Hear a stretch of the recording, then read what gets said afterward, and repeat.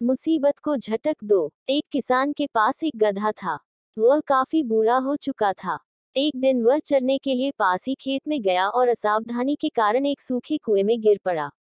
जैसे ही वह कुएं में गिरा, डर के मारे जोर जोर से रेंकने लगा। उसके रेंकने की आवाज जब किसान ने सुनी, तो वह दौड़ा दौड़ा खेत के उस कुएं के पास आया। वहां उसने देखा कि उसका गधा कुएं में गिरा हुआ है। उसने उसे कुएं से बाहर निकालने का बहुत प्रयास किया, किंतु सब व्यर्थ रहा। अंत में थक हार कर उसने सोचा कि इस गधे को कुएं से बाहर निकालने का प्रयास निरर्थक है। वैसे भी यह गधा बूढ़ा हो चुका है, इसलिए मिट्टी डालकर इसे कुएं में ही दफना दिया जाना उचित होगा।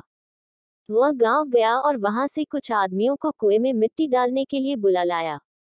हाथ में फावड़ा लिए वे आदमी कुएं पर पहुंचे और फावड़े से मिट्टी उठाकर कुएं में डालने लगे। जब गधे के ऊपर मिट्टी गिरने लगी, तो वह समझ गया कि क्या होने वाला है और वह बुरी तरह रेंकने लगा।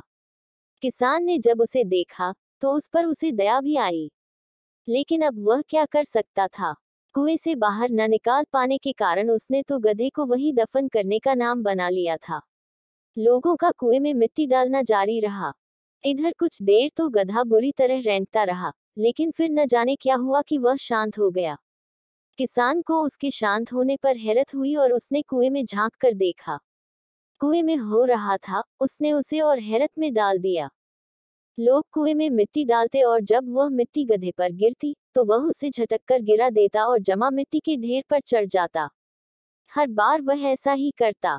लोगों का कुएं में मिट्टी डालना जारी रहा और गधे का मिट्टी को झटककर मिट्टी के ढेर पर चढ़ना जारी रहा।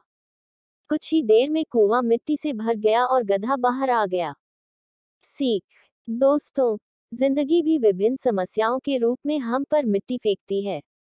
यदि हम उनसे डर गए और हार मानकर बिना कुछ करे बस परेशान होते रहे या रोते रहे, तो उस मिट्टी के नीचे ही दफन हो जाएंगे।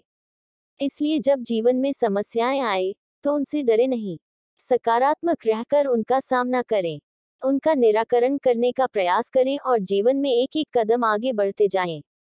कोई भी समस्या स्थायी नहीं होती, उनका हिम्मत से सामना करें। कुछ समय बाद आप देखेंगे कि वही समस्याएं आपके जीवन में मील का पत्थर साबित होंगी। अगर यह कहानी आपको पसंद आई हो तो प्लीज़ मेरे चैनल को लाइक, सब्सक्राइब और शेयर करें। धन्यवाद।